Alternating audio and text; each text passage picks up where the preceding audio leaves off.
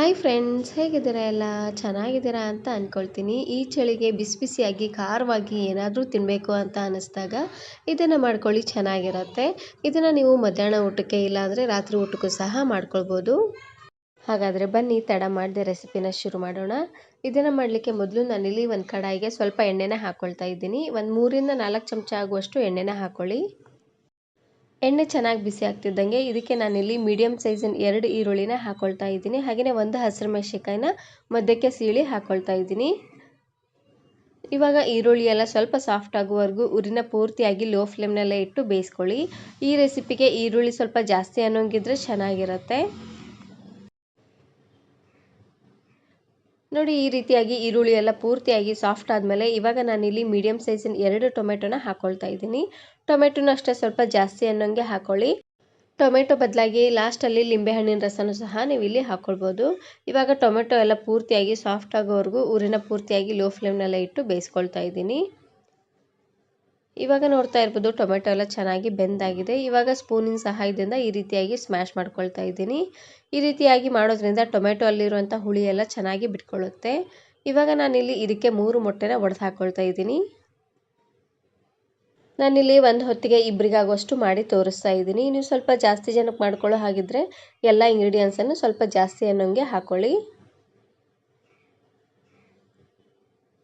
ನೋಡಿ, ಮೊಟ್ಟೆನ ಒಡೆದು ಹಾಕಿದ್ದಾದಮೇಲೆ ಇವಾಗ ನಾನಿಲ್ಲಿ ರುಚಿಗೆ ತಕ್ಕಷ್ಟು ಉಪ್ಪನ್ನು ಹಾಕ್ಕೊಳ್ತಾ ಇದ್ದೀನಿ.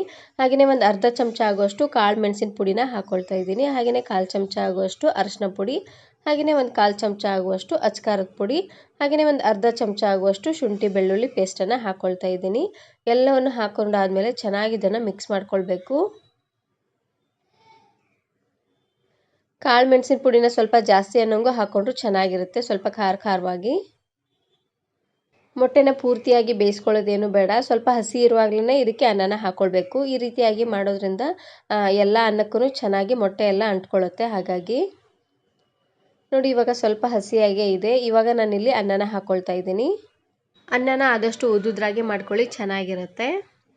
ನೋಡಿ, ಅನ್ನ ಹಾಕಿದಾದ್ಮೇಲೆ ಇವಾಗ ನಾನಿಲ್ಲಿ ಸಣ್ಣದಾಗಿ ಕಟ್ ಮಾಡಿರುವಂತಹ ಕೊತ್ತಂಬರಿ ಸೊಪ್ಪನ್ನು ಹಾಕ್ಕೊಳ್ತಾ ಇದ್ದೀನಿ. ಹಾಗೆಯೇ ರುಚಿಗೆ ತಕ್ಕಷ್ಟು ಉಪ್ಪು, ಒಂದು 1/4 ಚಮಚ ಆಗುವಷ್ಟು ಕಾಳು ಮೆಣಸಿನ ಪುಡಿನ ಹಾಕ್ಕೊಳ್ತಾ ಇದ್ದೀನಿ.